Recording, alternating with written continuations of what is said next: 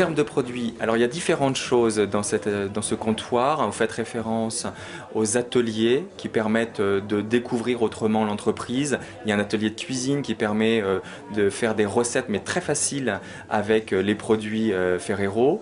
Il y a un autre atelier pour les plus petits de découvrir quelle est l'histoire à l'origine des produits sous forme de contes qui les invite après à dessiner.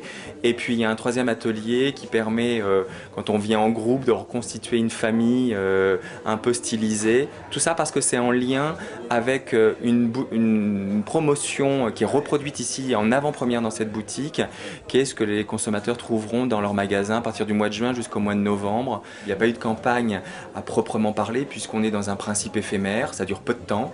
Donc le plus intéressant, c'est tout ce qui permet de créer du trafic très rapide, et notamment les nouveaux médias, le web, Facebook et autres, nous ont permis rapidement de créer des clubs, de parler de ce comptoir. Le bouche à oreille, on compte beaucoup dessus.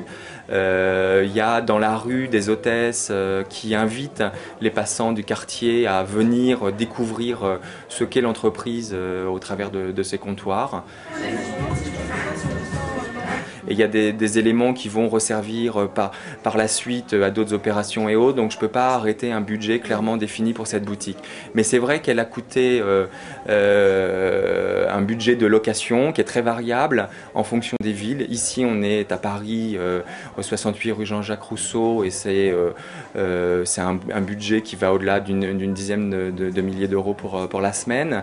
Mais à l'opposé, à Rouen, on est sur une boutique dans un centre commercial. C'est très dur de trouver un lieu, mais on est à moins de 3 000 € la semaine. Non, mais j'ai envie de retourner encore une dernière fois. Alors l'objectif derrière le fait qu'il y ait des photos anciennes de nos produits, comme le combi Volkswagen de mon chéri et autres, n'est pas de faire de marketing nostalgique. C'est de dire que l'entreprise a 50 ans et voilà les étapes qu'elle a traversées.